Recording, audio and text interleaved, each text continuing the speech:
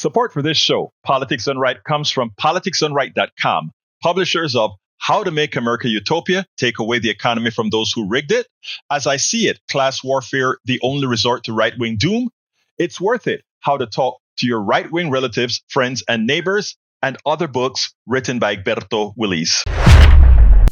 Welcome to Politics Done Right. My name is Egberto Willies, your host. Good morning, Houston. Good morning, Harris County. Good morning to the great state of Texas. Good morning to the United States of America. And of course, good morning to the entire world. We are going to have a great show for you today. But do remember, how is the rest of the world receiving our signals through the magic of the internet? Created by whom?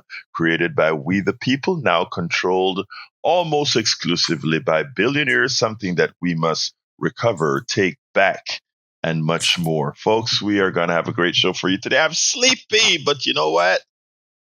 You guys are going to wake me up just fine. Without further ado, though, we're going to go to the studio where we are lucky to have the one and only Howard Reynolds, Jack Van Beber, and Mayana. How you guys doing this morning? We're doing great. How you doing? I am doing fine, especially after listening to your voices. Good morning, Egberto. How are you? I am doing fine, sir. How's it going out there? It's a Monday morning at the radio station. Got a few little gremlins going on, but we're going to get through them.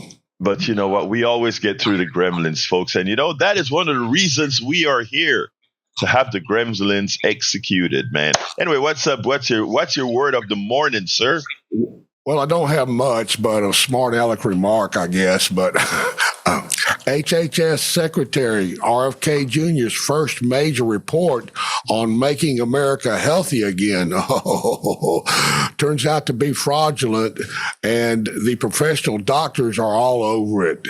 The title, MAHA, sounds good, don't it? It's a nice title. Yeah. But unfortunately, it's just that, a title and nothing more. MAHA and all these crazy. I mean, these guys like to use all these great titles about what they're going to do and all that kind of stuff. And then it turns out that, wait a minute, it's not doing what it's supposed to do. And it's hard. It actually is going to harm people. But hey, what can we say? That's the name. Not much. That's the name of the game. Anyway, folks, we're going to have a great show for you today. A lot of folks are talking about the Ernst statement that she made about, we're all going to die. And the media has been going crazy about that story. And I may play a video about what I said about it a little later. But I want to point out something that is very important that we should know. It always seems like, and accuse me of identity politics here, if you will, but I have to point this out. I am no fan of Joni Ernst. Joni Ernst is not the worst MAGA person out there. In fact, she is just an acting MAGA person, right? She's not really with the program, but she has to act it out because of fear of the Führer. So she acts it out. But it made, as soon as she said, we are all going to die, it made they attacked this woman like no other. She became the Hillary Clinton of the mainstream media. And I looked at it and I'm like, but Joni Ernst isn't really the problem. Joni Ernst has not been the one committing. She hasn't yet, in this iteration, committed what's known as social murder. Social murder is when, because of the policies that you support, people die. Joni Ernst has taken the entire flack of the Republican evilness that occurring right now. I'm not talking about, remember folks, when I talk about Republican evilness, I'm not talking about rank and file Republicans, my average brother and sister. I am talking about the leaders that are doing these things. Joni Ernst has been taking the brunt of everything. And I wonder, why is it that while she hasn't yet in this iteration committed social murder, why is it that, let's say, Ted Abbott, or not me, Abbott, our governor, here we call him Ted, our Governor Abbott has not, Dan Patrick has not, and all of these folks who have passed legislation that actually kills people. All right? We are just about to finish another legislative session here in Texas. And still, we don't have the Medicaid expansion to the Affordable Care Act. We are still not taking the tax dollars that Texans, all of you Texans out there, my brothers and sisters, Texans, all of you out there, you have paid into the Medicare expansion to the Affordable Care Act. You have already paid those dollars. You have spent those dollars. Whether ideologically or not, Dan Patrick and Greg Abbott wants to provide health care for the indigent and the poor that is available to provide right now. It's there for them to use. But Abbott and Patrick and the entire Republican legislature, as they are passing bills to restrict women, as they're passing bills to kill businesses that work with THC, as they're doing all these things, the one thing that they could not do, or they decided isn't worth their time, their morality, or their humanity, is to say, let's give health care that's already paid for by Texans to our poor, our rural folks, the indigent, and others. Let's do that. They didn't.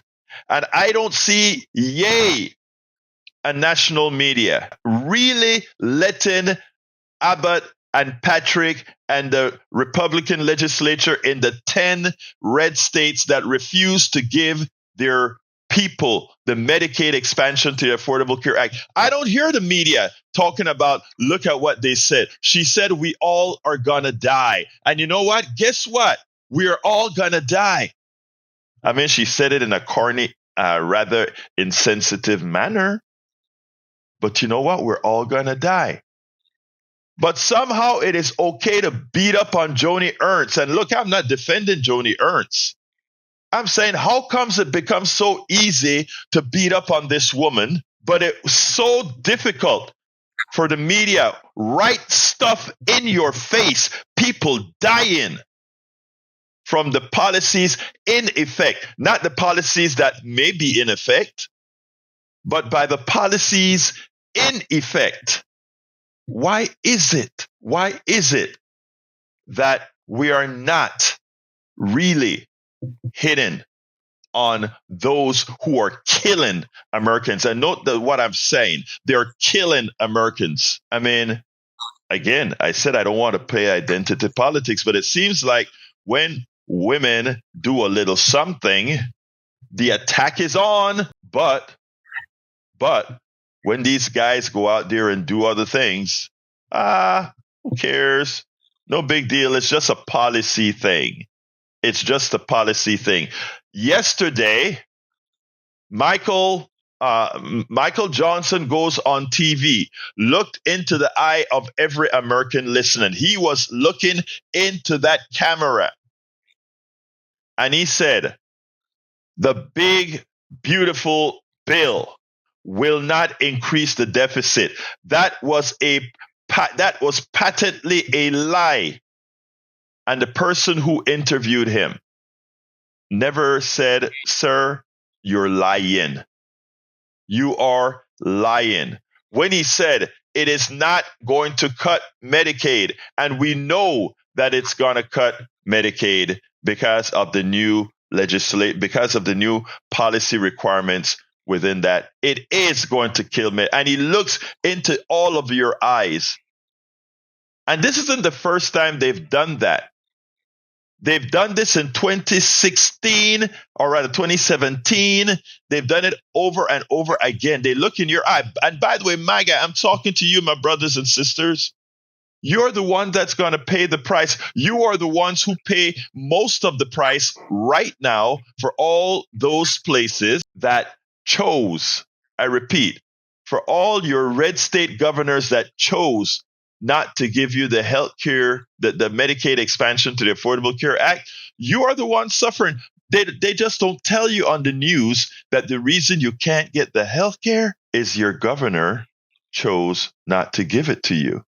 And it's already paid for. Your governor only has to pay 10%. And in the first 3 years, it was free. The federal government paid it all. Texas paid it. California paid it. Florida paid it. New York paid it. Connecticut paid it. And so when your aunt, your cousin, died because they couldn't get the medicine, died because they held back from going to the doctor because, you know what, man, I ain't got health care.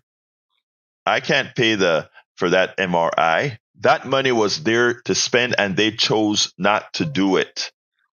It was a choice. It was a choice by policy of Republican politicians not to support you. And again, it's the MAGA-dominated states that didn't accept the Medicaid expansion to the Affordable Care Act. So by progressive and not progressive, for my mainstream media, yeah, give hell to Joni Ernst, but don't forget about Dan Patrick. Don't forget about Greg Abbott. Don't forget about Mike Johnson. Don't forget about even Louisiana. Finally decided, you know what?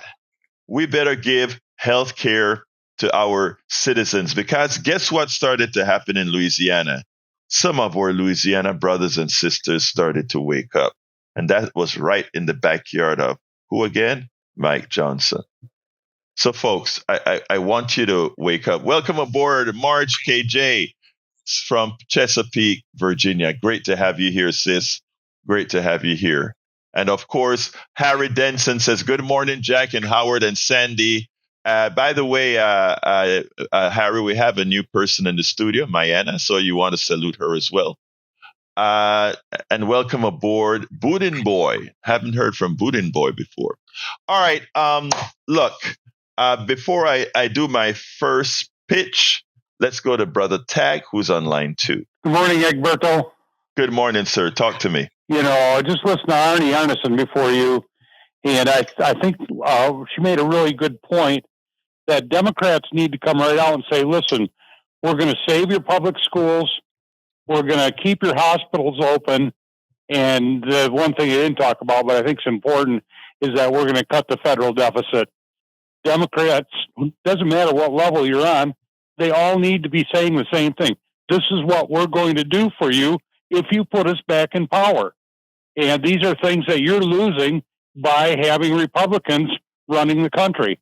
And I think it's very simple, and you just got to stick with that message all across the country. And don't go ahead. No, you continue, please. No, you don't need to muddy it up. You got to keep the message real simple. You know, by saying, oh, well, you're losing your health care. Greg Abbott never gave it to you. It clouds the issue. It's like, we're going to keep your hospitals open. They're going to be publicly funded. And if you need to go to the emergency room, you aren't going to have to pay the bill. We're going to keep our rural hospitals open. It's a big problem. We live in mid-Michigan. They closed our rural hospital here, tore it down. It's gone. So, and put a clinic in. I agree. Tag. I go to 20 miles away. Go ahead. Tag. I agree with that. But you have to look. America wants a boogeyman or a boogie person.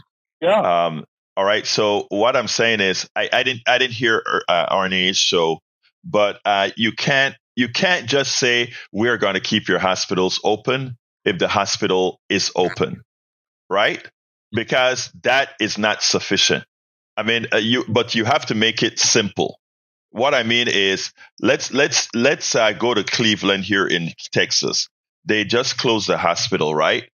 So that one, as an example, we will open that hospital. But the question is, why did that hospital close, right? So you have to add that preamble, and the preamble says, their policies close your hospitals and harm you. We will keep it open. They took away your health care. We will give you back your health care. They never gave you the health care. We will give you the health care. I think you have to make it a contrast. Otherwise, the other side can say, well, look, the hospitals are open. So I think, I honestly think she's right, first of all, but I think you have to add the preamble, a very short preamble, but you have to have it nonetheless. I tell you something that happened yesterday. I gave a few weeks ago, I spoke about the interview that Chuck Schumer gave. And what Chuck Schumer did is they asked Chuck Schumer, are Democrats doing the right thing? And Chuck says, we're on the ball. We all have a message against Donald Trump. And you see, we're bringing his numbers down. And I am waiting. I'm listening to Chuck Schumer. I'm waiting. And just like you just said, Tag, I never heard him say any of what you just said. He didn't say, we're going to open back up those hospitals. She asked him, what are Democrats going to do differently? Okay. And then I am sitting down there listening. And then his final answer is, we are united and we are doing what we need to do. And my answer to that was, really? Bye. Really? No, hell no. Now, secondly, I listened to Hakeem Jeffries yesterday, and I could not be more disappointed. Hakeem have a stump speech that he gave when Dana Bash asked him, Donald Trump crossed that line that you said couldn't be crossed, when Donald Trump arrested meaning his Justice Department arrested the woman. As opposed to come out as a fighter and says, that is absolutely wrong. And we are going to be, he said, we'll respond at the time of our choosing. And he gave a whole long narrative. And Dana Bash said, what exactly does that mean? And I was pulling the hair that I don't have on my head, because it's the same question before she asked. I asked myself, what does that mean? You have to start taking the bull by the horns. If you really care about helping people, and I'm not even talking about winning elections, I'm at this point just talking about people getting help, people being able to see, people are in dire straits. These darn elitists do not see that 60% of Americans are a $500 or $400 bill away from destruction. But hey, who am I? Anyway, thank you. So I want to thank a big thank you to Ryan S. Thank you so kindly, Ryan S. We could not possibly do this without you. Again, thank you. I want to welcome Nikki Black from Nicholas from Venice, California. Welcome aboard. We also have Lee the Bearcat. Lee the Bearcat, I want to get on your case. You said, situation 49-year-old making $90K per year paying on student loan debt for 19 years still has $20K balance. Solution, live on less, pay in off in 12 months. I used to speak like that, right? I paid off all of my student debt. And there's a time when I started business and started paying off more than could. But that $90,000, suppose that brother or sister has 3 kids, 2 in college. You don't know everybody's personal economy. The fact of the matter is our student loan system is horrendous. We need to look at countries like Brazil and Germany, countries that are advancing technologically, and see how they do it. We can always learn from others. Let's see. Did I see somebody else in here? Anyway, let's go ahead and bring Adam W. is in the house. He says, "Is coffee with Egberto a one-time gift? And if so, since I don't live anywhere near Texas, can I opt for that option where you can pick your number one?" Oh, that would be great, Adam W. Yes, it's a one-time gift. So you can go ahead and call 713-526-5738 and do that one-time gift. And you and I will pick the person in the Houston area to go for the coffee. We could do that, Adam W. Thank you so kindly for that offer, sir. All right, let's go to brother Bruce, line 1. Good morning. Good morning. Good morning. Good morning, Bruce. I know you have something, one of your little smart things for me this morning, right? Yeah, it's one of my weird ones. I keep hearing about this line Republicans talk about it not crossing. All right, it doesn't exist. It reminds me of Zeno's one of his paradoxes. You can make a hill taking one pebble at a time and adding it. At which point do you add one pebble, you have a hill, subtract one, you no longer have a hill. Same thing with a mountain. And hill and mountain are both just abstract constructs of the mind. They're concepts. They're not concrete. What's concrete is there is a pebble or pebbles or there's not. I mean, to one pebble, a microbe would see a mountain. The reason I brought that up is I keep hearing my Republican friends saying, I don't approve of this Trump did or that Trump did, but he hasn't reached the level, and they're making up an imaginary line that doesn't exist. Either you violated the Constitution or you haven't. If you violated one clause, you violated the whole Constitution. You're authoritarian and you're trying to be a dictator. They need to get off their high horse, quit making lame excuses, and either choose one or the other. You for authoritarianism or you're not. And it's very easy to see. It's written in plain English in the Constitution. That's the language that our little old ancestors spoke. I'm done. Bruce, wise words as usual, my brother. Thank you for that. All right. All right, bye. Have a good one. All right, let's go to brother David, line number 2. Come on in, David. Hey, morning, Egberto. Yeah, I'm sure glad I followed him. He just reminded me, you remember how the Republicans for years have been demanding English only, English only.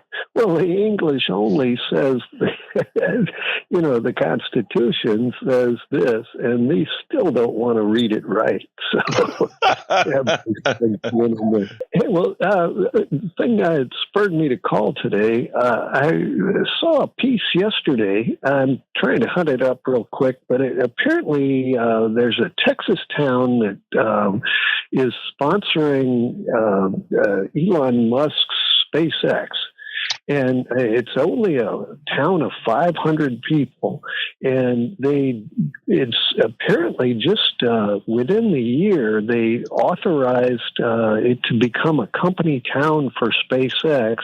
And then all of a sudden they get something like an eviction notice that the demands of SpaceX say that all of these people's houses are no longer desired and that they want to make it an industrial town. And they basically are trying to evict the people of Elon Musk's town or the SpaceX town. Have you heard anything about this? Yeah, they're trying to incorporate a place called, I think it's Boca Chica Village. And I heard at one time they wanted to call it Star Base. But look, we have a caller to this program who moved out of the area because of all the crap and the pollution that had been occurring with all the launches and tests that's been going on in that South Texas area. I don't know if she's listening today, but she called in a couple of times telling us about how things are down in that area. But yes, and they are trying to incorporate, if you will. I don't know if they have yet or if it went through yet or not, but they are trying. Anything else, my brother? Yeah, well, I just found it. Let's see. Elon Musk wants to colonize Mars, but he's starting with a tiny Texas town of 500 people, 280 of which work for SpaceX, and a recent memo suggests the company may be expropriating their land. Let's see, I think the article is called Elon Musk's Company Town Warns Residents It Might Send Them Packing. That came out day before yesterday. You know, it's called eminent domain, right? And since Texas loves Elon Musk, he will have no problem using eminent domain. But let me take it one step further. Imagine him using eminent domain to take Texans off of their property. But we brought 57, I think, white South Africans to the United States because Ramaphosa said that a lot of the land that was taken from the South Africans, those that are not in use, some of it will be returned to the state. Wow. It's amazing. Elon Musk is doing what Ramaphosa is doing in South Africa, just at a larger scale. Amazing. And Elon Musk is, I find that idiosyncrasies, and that's what I'm calling it, idiosyncrasies of this government, quite interesting. Anything else, David, before we move on? Oh, well, it just reminds me of this SpaceX. What was it? Their rocket that launched the other day ended up crashing. I guess the part of the launch system crashed into the Indian Ocean in a really devastating way. So that makes 3 out of 5 launches of his crashes.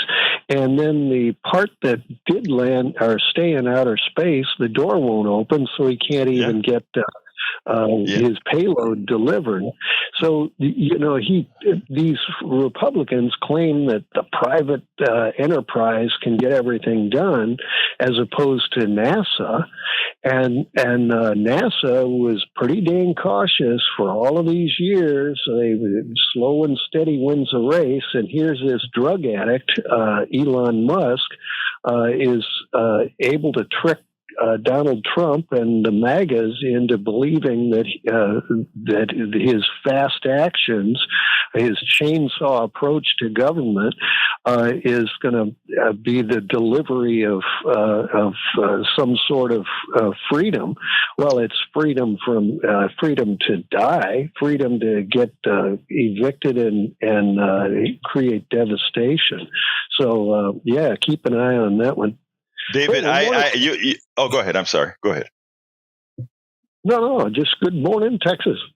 Well, look, David, let me just add to that, because you opened the door for me. I think it is important for us to call out these gods that people create, right? And the reason it's important is not to give them the undue kudos that many give. Elon Musk, let me tell straight to everybody first. Elon Musk is not an engineer. Elon Musk is not a scientist. Neither of that. Elon Musk is a business person who got lucky during the day when all those good old boys made money from creating websites. Let's be clear here. And having that capital gave Elon Musk capital after capital, just like Mark Cuban and these others, to go buy things that already existed. And so he could buy a SpaceX, he could buy a Tesla, he could buy a Starlink, etc. But as far as the technical capability to do any of these things, so when you hear him talking on TV about going to Mars or anything, he can write a piece of code to help him to help a ship land. All right. No piece of software. I want folks to understand this, because the media is so uninformed in describing this guy as some sort of a genius. A genius, he's not. A dopehead, he is. Okay, if we went into the middle of the ghettos, the barrios, or Appalachia, and people were shooting up the way he's shooting up with pills and drugs, they would be in jail. He attempted to run a government and destroyed a lot. So, I mean, these, and by the way, for anybody who thinks, well, why speak ill of him? These are the statements of fact.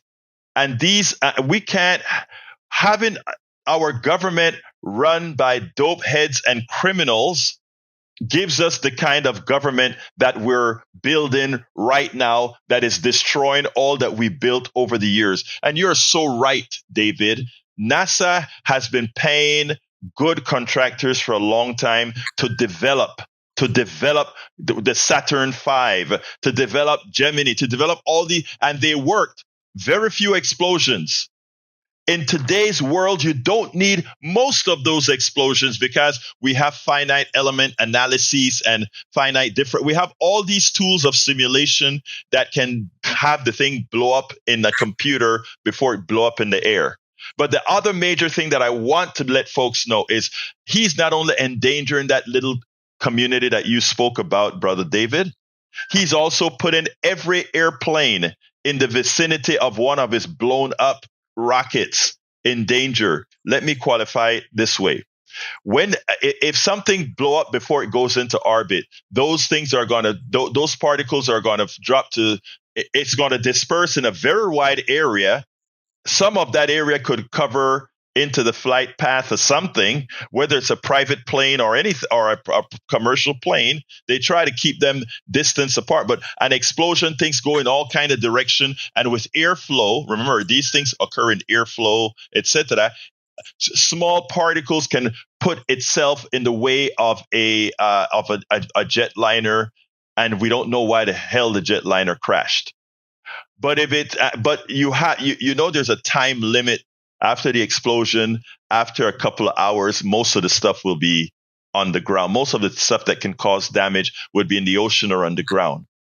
But when that stuff reaches suborbital range and it's orbiting the Earth and it's decaying because of the friction with the air, if we don't exactly know based on that explosion, because the explosion is multidirectional and different angles, we don't know when and where these particles are going to land. So therefore, every jetliner around the world, not just in the United States or just in the path of the flight path, but every jetliner in the air is going to show up. Okay? So let's keep that in mind. Adam W., you said you don't see Coffee with Egberto online. I actually saw it as one of the gifts online, brother. So scroll down or just put the first name in there. Just put Egberto in the search, I think, for the gifts, and it'll show up. Let me know if you find it. Otherwise, just email your telephone number to it. Actually, what you can do is call that number. If you don't find it, call the 713-526-5738 and ask Jack to take it manually for you. But look at it first on the website, and you should be able to scroll down or just put Egberto, just put my name, since that's the only strange part of the thing, and see if it pops it up for you. All right, let's see. Let's go to Patrick. Come on in, Patrick. Hey, good morning. How are y'all? Good morning, my brother. Talk to me. We're talking about Musk a lot, but we're not really talking about XI very much. Amy Goodman did a little bit of coverage on it not too long ago. It's based in Memphis, just outside of Memphis. Yes. Largest computer in the world. Yes. They're instead of running on a grid, they decided to build their own turbines. Yeah, jet turbines, and they got certificates or permission to run 15 of them. They run 38 at a time. The people in the area, the emergency services for asthma and other respiratory problems has gone up sixfold since they've opened. They know that they're getting these people sick. They don't seem to really care. So in the same way that they're dumping things into the atmosphere that might harm airplanes, we definitely know that he's dumping emissions into poor areas and getting people sick. Let me just tell you that I just found an actual local reporter from Memphis. She's actually listed on Substack as Booker Squared. Her name is, I think her last name is Booker, and she's carrying that story in detail.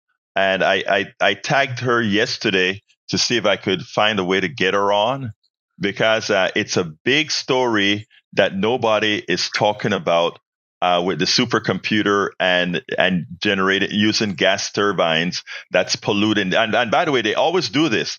They put these things in poor neighborhoods, which is exactly what they did here in Memphis, Tennessee. Because they can't fight back. There you go. Not because it's any more justified. In fact, if you put it in a rich person's area, they live less densely, so you'd actually be doing less damage. You'd be hurting fewer people. Exactly. Anyway, anything else, Patrick, before I move on to Augie? Yeah, there's another one of these facilities on the books that is going to be 2.5 times the size. Where? It's the same amount of electricity that 60% of Memphis does on a daily basis. Wow. And do you know what city are they targeting for that one? Outside of Memphis. Oh, another one in Memphis. That is, it is crazy for them to put two big supercomputer centers in a centralized location like that. Makes no sense for distributed networking. But anyway, like I said, Elon Musk isn't the smartest cat out there. But you don't do that. If you're going to put a mega supercomputer center in Memphis, you don't want to put a second one there. You want to put maybe in the Dakota and then some. You want to have it dispersed so that it. Well, anyhow, let's talk at 3:00. Thank you very much, Patrick. Yes, sir. Have a great day. You too. All right. Before I go to Augie, I'm going to throw it to Sandy for a quick pitch because I'm still at only one contribution so far. So please go ahead and Sandy, come on in. Thank you, Egberto. And thank you to all the people calling. Lively discussion this morning. That's what KPFT is. It provides that conduit, that place where we can all connect in the morning to have these discussions. And quite frankly, I'm learning about the supercomputer and gas generators at the same time. It's kind of shocking that oligarchs will go ahead and spend the money for what they think is a great scientific breakthrough, and at the same time not consider environmental impact. We always do an environmental impact study, or at least we used to. Anyway, going back to the program, Egberto has a $500 goal, and Ryan, who picked up coffee with Egberto, got us about halfway there. We're about $250, $300 shy, meaning that if 3 of you do a $5 a month sustaining membership, maybe in the process get yourself a ticket to see Tom Hartman and Grant Peoples in August, we'll make the goal and we'll move on to the next show. The contribution from Ryan did something else too. It pushed us over the $103,000 mark. So we're making good progress, KPFT listeners, but we really need to hear from you this morning. Don't sit idle. Don't expect everybody else to do it. Statistically, about 1 in 16 listeners during the course of the year bother to make the call. So there's plenty of room for people that have not yet pledged, have never pledged. We're a community radio station. For 55 plus years, there has not been a commercial on KPFT, and with any good luck, we'll retain our license, and for another 55 years, commercial sponsors won't have a home at 90.1. It's a big difference. A lot of people listen just because there are no commercials. Come Fund Drive, we know a lot of people aren't listening right now.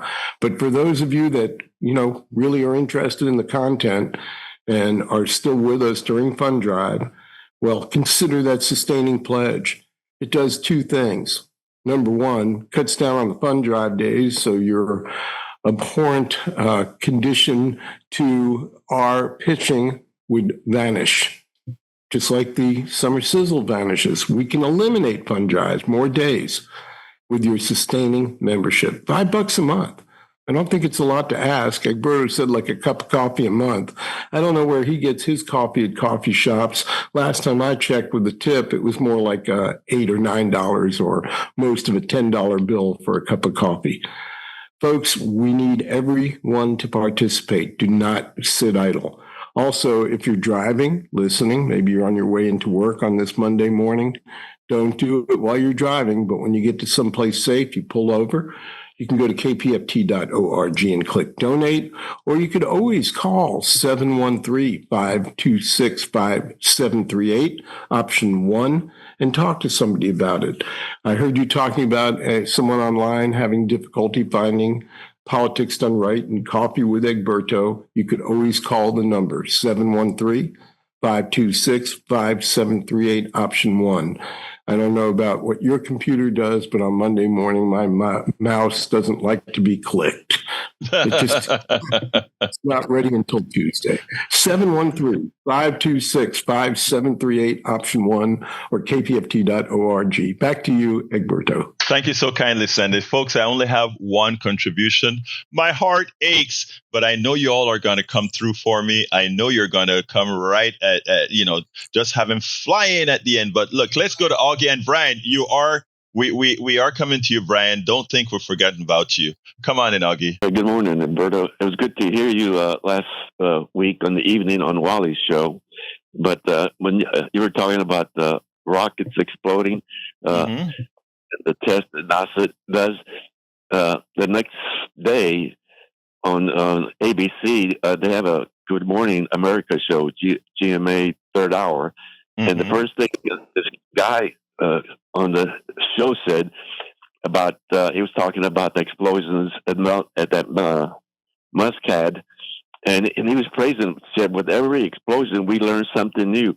And it's like he's not a scientist or an engineer. And he was praising all these explosions that Musk was having. And I'm thinking, that's our media saying that. And I'm thinking about how, like Lester Holt, he's an NBC news guy, but when he questions politicians, particularly Republicans, he doesn't question them. He doesn't give them hardball questions. He gives them softball and lets them get away with saying whatever they want to say.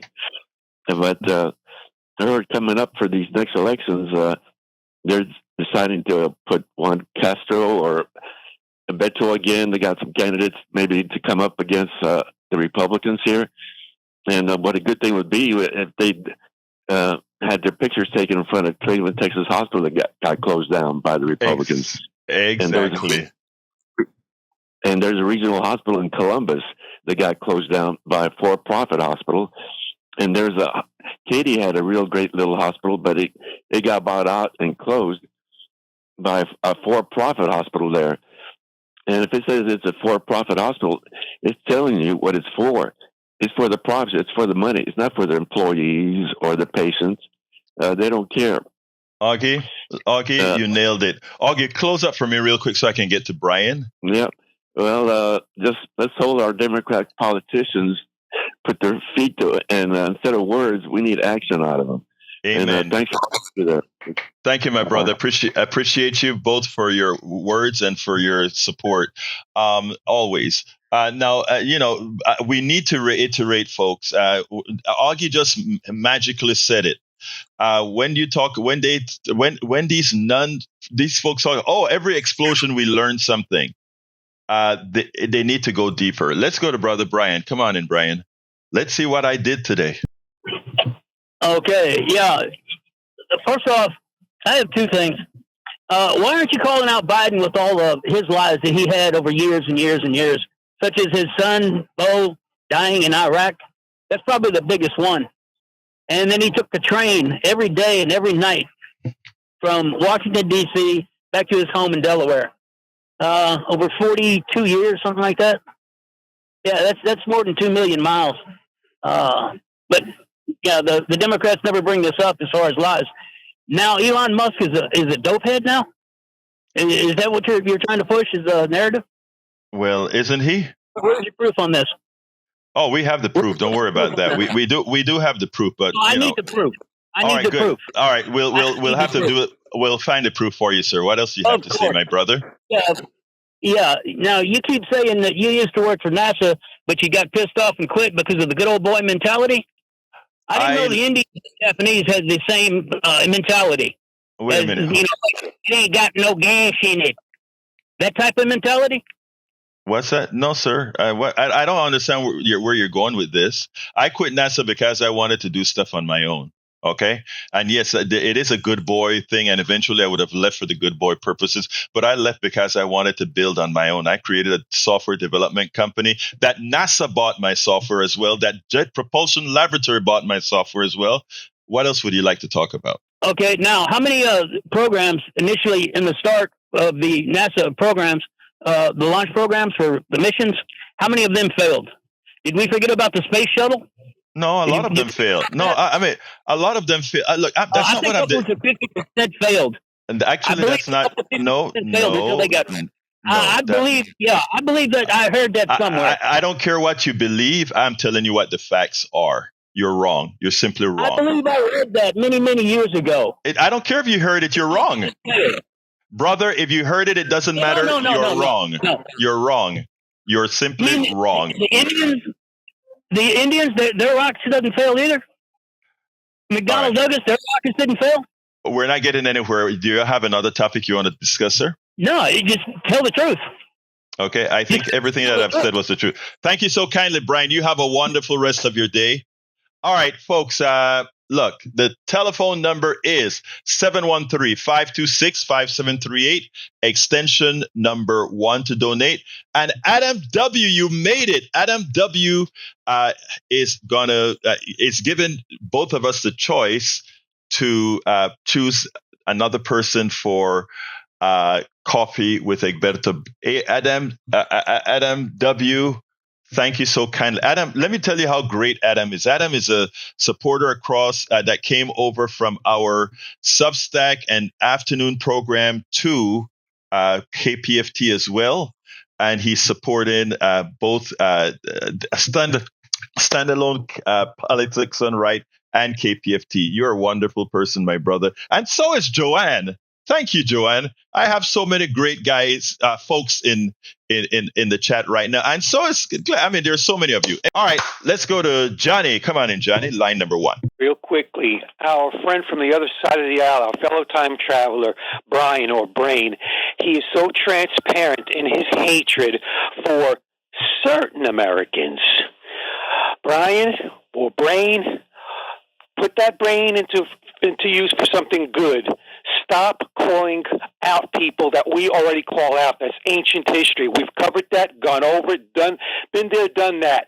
Help us take the Republicans down and put progressives in the Democratic Party to save this country. I'm sick and tired of listening to your BS every damn day. Bye. Thank you so kindly, Johnny. Look, the thing about it is, I'm going to keep the airwaves open for everybody. But the thing about it is, he also helps us see what it is like when the analysis isn't honest. Okay, so that is fine. And Lita Bearcat says NASA early years, especially in the 1950s and 1960s, failure rates for spacecraft were significantly higher than they are today, potentially reaching around 50%.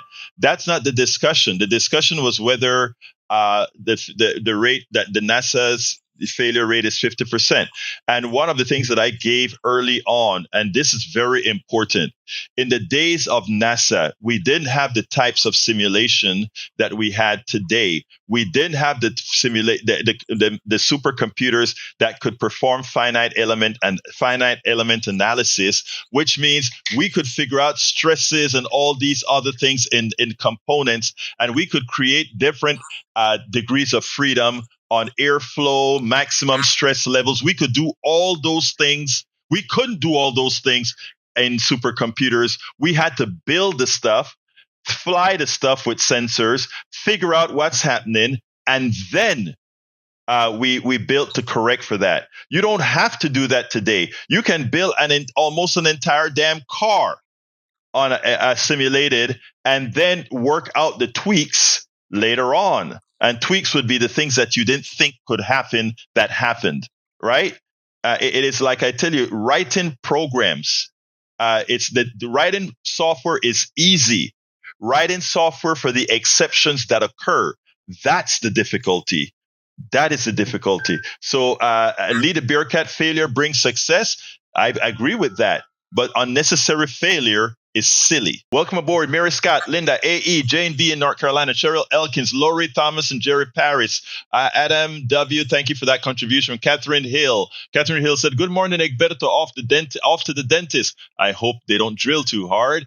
Terry High, Todd Golden, Bob Grieger, Louis Kenny, Silly Math, Marcus Aurelio Schwantes, Mish Inman, and everybody else. I missed the first few 40 of you. So bear with me, my dear brothers and sisters.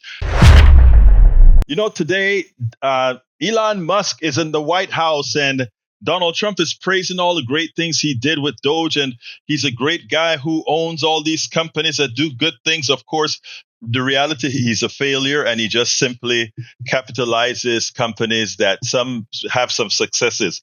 Nothing more, nothing less. His Doge operation was a complete failure. The Trump won't admit that, but it was a complete failure from $2 trillion to what he claims to be 150 billions. And of course, even that is dubious. But as the first thing that concerned me is if you listen to that press conference that Elon Musk and the president gave, I wasn't really, I have no bones to pick with either Musk or the president for that interview. But my God, were those questions horrendously terrible. That wasn't a press conference. That was the press asking him stupid questions and not holding him to task for the lies and the stupidity that he mentions when he talks about how bad the economy was when he got it and how the rest of the world is loving his economy right now as being hot. The truth of the matter is the rest of the world loved our economy previous to Donald Trump. And right now they hate it because, again, Donald Trump is playing bully with the world's economy. So it's a lie. It has always, and nobody called him out for that. He says all these things that make no sense. He couldn't quite explain what Musk actually did. He couldn't quite explain how the FA, there was a part where he said they're trying to connect wires to copper, not understanding that no, president, the copper is the wire. And what's occurring in a lot of systems right now is connecting copper to fiber. In effect, having a fiber system, and again, and a lot of times having to introduce copper connections, etc., to bring it into older systems. But the guy is so dumb and dense, and instead of the press challenging him for the every other word stupidity that he says, they just, one of the questions was to Musk, which is harder, colonizing Mars or changing the federal government? What a stupid question. First of all, Elon Musk has no ability to colonize Mars, nor did he have an ability to change government. But what he had the ability to do is steal your data. And while we are all preoccupied with Elon Musk going to Mars, while we are all preoccupied with Elon Musk's failure with Doge, while we are all preoccupied with the dissension the purported dissension that's not real between Donald Trump and Musk, the real deal is what Michael Steele talked about. It's about all the contracts that Elon Musk got. But even more lucrative than the contracts was those servers that they left behind. Check this out, and then we'll take it on the other side. Listening to the criticism from Musk, Michael Steele, is that normally when someone criticizes the president, right, especially on something as big as the big, beautiful bill that he believes is going to transform government, he goes out of his way to basically take them out or marginalize them. So why do you think that Donald Trump is having this in the Oval Office, continuing to say and write the things he is about Elon Musk? Because Musk is still useful to him. Look, the distancing of Elon Musk is not dramatic. It's not some, outside the norm news story. It is consistent with the process. He served his purpose early on. He was in a special federal position that had a limited time frame. So the whole idea that he was going to be there for 2 years never was going to be a reality because he was in a limited purpose job. Very specific, very specifically outlined in statute that it had a life to it. That life is up. He served his purpose. Trump got his $250 million on the front end. Musk has now gone into the federal government and put his servers in critical government buildings and operations and is collecting data. I mean, no one's talking about the fact that Musk is leaving the White House, but his computers are still in the building, still collecting data, still gathering your information, my information, everybody's information.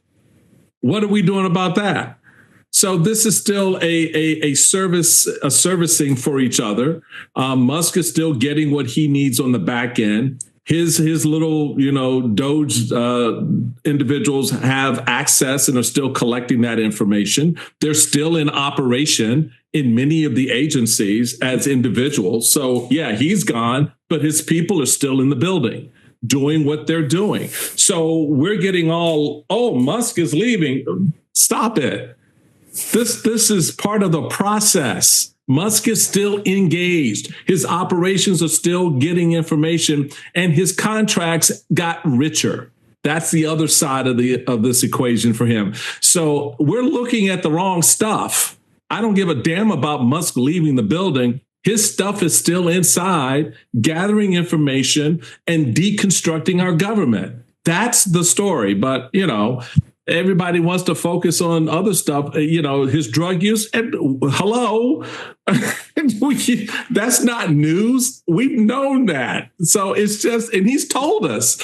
So it's, for me, it's just more distraction to be caught up in the drama of a meeting between these two men who still have a symbiotic relationship and are getting what they want from each other. Yeah. So Michael Steele nails it. Michael Steele tomó el martillo y pegó la clave. I mean, the truth of the matter is that what Donald Trump and Musk and these guys are good at doing is saying, look over there, don't look here. And most of the press follow their fingers and look over there. And many of them know that they should be looking elsewhere, but they're scared. They are scared. Well, you know what? We're not. The independent media is not. So we'll continue doing our job while these people completely ask the most silly questions at a press conference and allow the president to lie his way out. And because they don't challenge it, a lot of Americans believe the crap that he says. Look, I got about a minute and a half to go, and then we're going to shut this down. Love you all. Thank you all. The rest of the program is at politicsandright.com/newsletter. You can write me directly at kpft@politicsandright.com. kpft@politicsandright.com. My name is Egberto Willies. This is Politics and Right. And you guys know how I end this baby. I am what? Out. Support for this show, Politics and Right, comes from politicsandright.com, publishers of How to Make America Utopia, Take Away the Economy from Those Who Rigged It. As I See It, Class Warfare, The Only Resort to Right-Wing Doom.